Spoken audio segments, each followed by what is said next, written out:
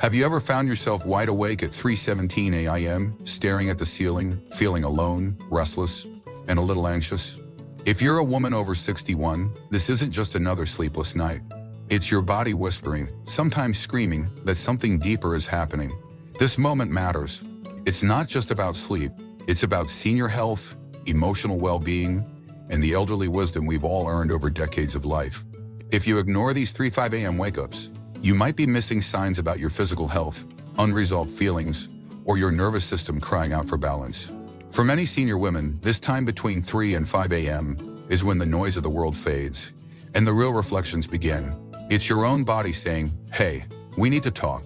And if you're tired of tossing, turning, and feeling defeated before the sun even rises, this video is for you. Because what you do in those quiet early hours might just change how you feel the entire day, maybe even your entire life. So stay with me, because in a few moments, I'll walk you through 5 powerful, science-backed tips that can help you fall back asleep, feel calm, and reconnect with yourself. Especially tip 4. It's one that hardly anyone talks about. If you care about elderly reflections, life lessons from the elderly, or even just want practical senior motivation for better rest, this video was made with love for you. Before we begin, if you're a woman over 60 and you resonate with this already, don't forget to like and subscribe to stay connected with more inspiration, quotes, and science-backed senior health advice. Your support means the world. Let's talk about the first thing you absolutely must stop doing if you keep waking up between 3 and 5 a.m. forcing sleep. When you wake up suddenly and that red digital clock screams 3:21 a.m., your first instinct is panic. Not again, why now? How will I function tomorrow? This spiral, this buzzing of thoughts isn't just annoying, it's a hormonal storm. For seniors, forcing sleep is like forcing the wind to stop. It doesn't work. Your stress hormones spike, cortisol floods in, and your nervous system jolts awake like a lightning bolt. But what if I told you there's a gentler way? One that turns this frustrating pattern into a practice of self-awareness, healing, and reconnection with the body you've lived in for over 6 decades. Instead, do what Eleanor, a 62-year-old woman from Minnesota, does. She treats her night wakings like a gentle visitor. She doesn't resist. She listens, she sits up slowly, she breathes. Deep inhale through the nose, 4 seconds. Hold for 1, exhale through the mouth, 6 seconds. In just 3 breaths, Eleanor's pulse slows. Her thoughts untangled, her body shifts from chaos to calm. She doesn't scream, she doesn't sigh in frustration. She meets her body where it is. This technique, activating the parasympathetic nervous system, is more than a breathing trick. It's a doorway, a way to tell your body, we're safe now. It's okay to rest. When Eleanor first started doing this, she was skeptical. She didn't believe something so simple could be so effective. But within a week, something changed. Her body began to anticipate the shift, responding to breath instead of fear. Her sleep didn't immediately fix, but it softened.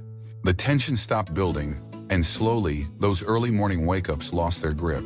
This isn't about perfection, it's about presence. When your body jolts awake, respond with care, not control. Let's move beyond breath and talk about your space. Look around your bed. Is the pillow too flat? Is the blanket tangled? Is the room too warm or too cold? Maybe it's the hum of an old fan or the faint glow of a hallway light. These subtle discomforts sneak up on us, especially as we age. Our bodies grow more sensitive. What used to be tolerable in our 30s becomes intolerable after 60. Our joints ache faster, our skin feels temperature shifts more acutely. Our ears pick up faint noises that keep the mind alert. Small changes have big impact. Scientists have confirmed that temperature regulation and physical comfort are 2 of the top environmental factors disrupting senior sleep. Don't underestimate them. Take a moment. Adjust. Smooth the sheet. Fluff the pillow. Turn down the thermostat to between 60-67 GFF, which sleep experts say is ideal for older adults. Sip some warm water. Use a sleep mask to block light. You're not just fixing a room, you're telling your nervous system, you're safe now. This space supports you. This space loves you back. But let's go deeper. There's also a psychological layer here, often unspoken. For many women after 60, night becomes a place where old thoughts return. Regrets, conversations we never had, decisions we question, losses we still carry in the quiet folds of our memory. These thoughts have power in the dark. That's why the stillness between 3 and 5 a.m. can feel so loud. Your body wakes, but so does your past. The quiet becomes a mirror, not to punish you, but to reveal what hasn't been processed. When you lie there forcing sleep, these thoughts multiply. But when you shift your posture, when you sit up, breathe, adjust, something shifts in your brain. You become active, even gently. And that gentle action gives your brain a new task: safety, reset, calm. And just like that, the spiral slows. The thoughts might still be there, but they're softened, like voices in another room instead of shouts in your head. Make it a ritual. If you wake up, do what Eleanor does. Don't panic. Don't lie frozen. Sit up slowly. Breathe. 4 seconds in, 1 second hold, 6 seconds out. Check your space. Adjust. Hydrate. Reclaim your agency. You're not a prisoner to sleep. You're a partner in your own peace. Keep a journal on your nightstand. Write a few lines, not to analyze, but to release.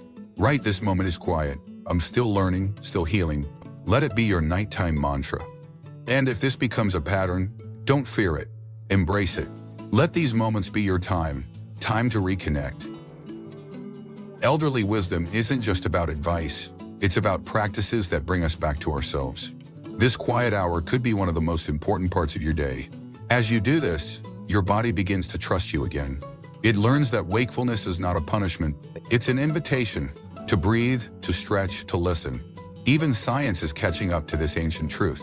A 2020 study from Harvard Medical School showed that nighttime rituals, especially those involving breathwork, journaling, and environmental adjustments, significantly improved the quality of life in women aged 60 and above. Not just sleep quality, life quality. Participants reported lower anxiety, improved mood, and a deeper sense of self-understanding. They didn't just fall asleep faster. They woke up more connected to themselves. So tonight, when the silence returns, don't fear it. Don't fight it. Let it hold you. Meet yourself there. Let your breath be your guide, your pillow, your anchor. Your heartbeat, your reminder that you are still here, still growing, still worthy of peace. Because this moment, this small, still hour, is not empty. Tip number 4 is not revolutionary, but it is radically underestimated. Gentle movement. I'm not talking about yoga flows or nighttime workouts. I'm talking about honoring the language of your body when it says, "I need to stretch, I need to move, I need to feel alive," even at 3:41 a.m. You've likely been told that if you wake up at night, you should lie still and wait for sleep to return. But this advice doesn't work for everyone, especially not for senior women, whose bodies are processing changes in hormones, circulation, and even sleep stage distribution. For women over 60, REM sleep tends to decrease while lighter sleep stages increase, making nighttime wake-ups more frequent. That's why stillness can backfire. Your mind stays alert, your legs begin to tingle, your back aches, and before long the tension you hope to avoid grows. Now imagine a different approach. You slowly sit up, no rush, no panic. You stretch your arms up overhead, fingertips to ceiling. You gently tilt your neck side to side. You breathe, not to force yourself back to sleep, but to soften the grip of tension, to tell your nervous system, "We're safe." Science supports this. Light stretching stimulates the parasympathetic nervous system. The rest and digest mode, it lowers cortisol and gently releases serotonin, the body's natural mood stabilizer. And in older adults, movement also helps regulate melatonin levels, especially when paired with slow breathing. Gentle movement reconnects you with your body in a loving, forgiving way. It affirms that your body isn't an enemy for waking you, it's a messenger. Carol, 73, from Michigan, used to dread her 3 a.m. wake-ups. "It felt like my body had betrayed me," she said. "But once I started treating that hour like a conversation instead of a problem, everything." She keeps a yoga strap by her bed, a few calf stretches, shoulder rolls, breathing, that's all. But to Carol, this isn't exercise. It's trust. Trust in her body to guide her back to peace. Sometimes, she says, I don't even try to fall back asleep. I just sit, breathe, and say thank you. Now let's explore something few people take seriously, yet it can be quietly transformative: sound. In the silence of 3:57 a.m., your mind fills the space with echoes. Did I forget something? Why am I feeling this way? What if it never gets better? Silence is not always golden. Sometimes it's deafening. And when you're alone in bed with nothing but thoughts, those thoughts can spiral. But here's the gift. Sound can interrupt that spiral. It can hold you the way words can't. Pink noise is one of the most effective tools. Gentle rain, rustling trees, ocean waves. Unlike white noise, which can feel harsh, Pink noise softens the edges. Science confirms that it helps synchronize brain waves and improve memory and deep sleep in older adults. But beyond science, there's the emotional truth. It makes you feel less alone. Darlene, 75, New Jersey, lost her husband 2 years ago. Nights were the worst, she told me. I couldn't cry during the day, I had to be strong. But at night, everything surfaced. She began playing a 2-hour track of Soft Rain. At first it felt odd, like I needed help. But now it's become sacred. The sound reminds me I'm not alone. It's like nature is breathing with me. There's deep comfort in ambient companionship. And you don't need fancy tech. A phone, a small speaker, YouTube, anything works. Just be intentional. Choose sounds that cradle your emotions, not clash with them. And if sound doesn't feel right for you, consider narrated meditations. Just 5 or 10 minutes. Voices that guide you back to center. You're not failing by needing help. You're practicing self-compassion, the highest form of elderly wisdom. This brings us to the heart of it all, ritual. Because healing doesn't come from information alone, it comes from integration, from action, from choosing peace repeatedly. What if waking up at 3 a.m. wasn't a curse? What if it was a sacred appointment with yourself? A chance to reconnect, a call to stillness, not suffering. Imagine this. You wake and resist the urge to check your phone. Instead, you place a hand over your chest, feel the rhythm of your breath, and remind yourself, I am safe, I am loved, I am here. Then your breath deepens. You inhale for 4 counts, hold for 4, and exhale for 6. You let your shoulders drop, you roll your neck slowly. Maybe you stand, do a soft forward fold, or just shake out the tension in your legs. No force, just flow. Then you sip a little water. You feel it settle inside. Perhaps you write something small. 1 sentence, not to explain, but to release. I'm holding on to too much. I miss who I was. I'm learning to rest. And maybe you press play on a sound that speaks to your spirit. Rain, a prayer, a soft melody. And in these steps, you don't chase sleep. You return to yourself. This becomes more than routine. It becomes your sanctuary, your healing, a quiet declaration. I matter even at 3 a.m. And as you repeat this ritual, something shifts. You'll start to feel less afraid of waking up and more curious. What does my body need tonight? What memory wants to surface? What kindness can I offer myself right now? As we come to the close of this journey, let's reflect on what truly matters. These 3 to 5 a.m. wake-ups are not punishments. They're not broken parts of us. They are invitations, gentle nudges from within, asking us to listen, to tend, transform. Whether it's the way you breathe, hydrate, stretch, or reflect, each act you take during these quiet hours is a declaration. I still matter. My healing is worth the effort. My peace is worth protecting. The wisdom that comes after 60 is not just something to pass on to others. It's something to live, to feel, and to honor within yourself. So dear viewer, if you found even one piece of this video that resonated, I invite you to like, subscribe, and share this with someone who may need a midnight companion. Your support helps us continue bringing thoughtful, heartfelt content on senior health, elderly reflections, and inspiration for those embracing the quiet strength of later life. And I'd love to hear from you. What part of the video touched you most? Was it the breathing technique, the emotional journaling, the warmth of self-care through hydration? Drop a comment below with your thoughts. Let's turn these nighttime hours into a sanctuary of wisdom, healing, and connection. You are not alone. You are part of a greater story, one written in calm breaths, in quiet movements, in the powerful stillness of night. It's now 3:47 a.m., and you're awake again.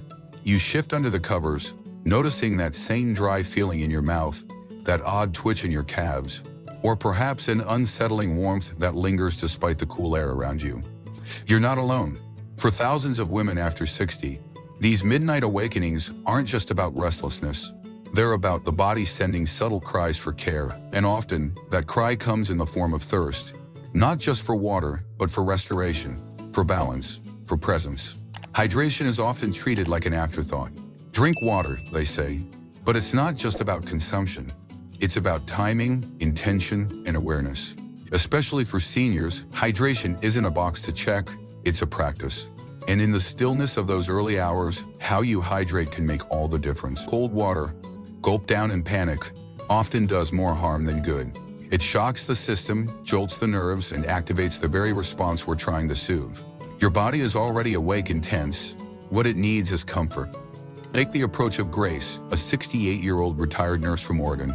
She learned the hard way that water temperature matters. One night, after yet another bout of restless wakefulness, she decided to keep a glass of ice water at her bedside. She drank quickly, hoping it would soothe the dryness in her mouth.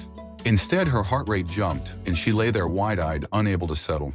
That night marked a turning point. Now Grace keeps a thermos of lukewarm water beside her bed, sometimes infused with a few drops of lemon juice or a pinch of mineral-rich sea salt. That subtle shift transformed her sleep experience. There's science behind this too. Our bodies, moreover, as we age, we naturally lose more fluids overnight due to respiration and mild perspiration, especially in dry climates or during the winter months when indoor heating is on. And here's the twist. The body's thirst signals become weaker with age. You may not feel thirsty, yet still be mildly dehydrated. That's why gentle nighttime hydration becomes a ritual of reconnection. But water alone may not be enough. Think of your body as a symphony of signals, each one depending on minerals like sodium, potassium, and magnesium to maintain rhythm. These minerals, known as electrolytes, help regulate muscle function, nerve activity, and overall hydration. A subtle deficiency, something as simple as low magnesium, can lead to restless legs, night cramps, or that all-too-familiar tired but wired feeling. This is where a pinch of Celtic or Himalayan salt becomes powerful. It's not about salting your water like soup. It's about honoring your body's need for trace minerals, especially as the years pass. Consider the story of Martha, 74, from Maine. A retired librarian and lifelong tea drinker, she began waking up every night around 4 a.m. with an odd sensation. Part unease, part alertness. After reading a health article about electrolyte imbalance in seniors, she began experimenting. A warm glass of water with a pinch of sea salt and a drop of honey. It sounded odd, but within 3 nights her body began to feel different. It was like my cells exhaled, she said. That drink didn't just hydrate me, it settled me. Her legs stopped twitching, her sleep deepened, her mornings felt more refreshed. So what should you do? Prepare before bedtime. Keep a small thermos of warm water on your nightstand. Add a slice of lemon for taste and potassium. If you're comfortable, add a pinch of natural salt. Keep it gentle. Keep it mindful. Don't chug. Sip slowly. Let each swallow be an act of care. As you drink, breathe deeply. Let the warmth move through you. You're not just hydrating, you're healing. You're telling your body, I see you, I'm listening. Now let's transition to what may be the most overlooked cause of 3 a.m. wake-ups: unprocessed emotions. It's not just the physical body that stirs in the dark. It's the emotional body too. After 60, life becomes quieter in some ways, but louder in others. Memories return. Regrets echo. The stillness of the night becomes a stage for unresolved stories. That conversation you never had, that apology you never received, that grief you tucked away, it all finds its voice at 4:13 a.m. This isn't weakness. This is wisdom speaking. In traditional Chinese medicine, each organ is associated with both a time of night and an emotion. The lungs, connected to the hours of 3-5 a.m., carry grief and sadness. It's no wonder that during these hours, so many older women feel a heaviness in their chest. Not just physical, but emotional. It's not random, it's reflection. Elderly take a cue from Darlene, 73, who began a nighttime journaling practice after she noticed her early wake-ups were always accompanied by an anxious knot in her stomach. Instead of fearing the moment, she embraced it. When she wakes up, small notebook and pen by her bedside. When she wakes up, she lights a small candle, writes down her thoughts, no structure, no grammar, just flow. Sometimes it's just a sentence, sometimes it's a page. The act of naming what she feels is enough to soften its grip. You don't need to write novels. Just ask yourself one gentle question: what am I holding right now? And let the answer come without judgment. I miss my sister. I'm worried about my son. I wish I'd chosen differently. These are not problems to solve at 4 a.m. They are feelings to honor. This is elderly wisdom at its core, not to fix everything, but to feel everything and stay steady in the process. Science supports this as well. Emotional processing, especially during REM and early morning sleep cycles, is disrupted by stress and aging. By consciously checking in with your emotional state, you give your brain the space to sort, file, and let go. You create emotional closure, not through solutions, but through softness. So combine hydration with reflection, sip warm water, breathe, write. Even 5 minutes can shift your nervous system from overdrive to ease, from chaos to calm. This is not about erasing discomfort. It's about meeting it with presence. That is where the healing begins. That is where sleep becomes sacred again.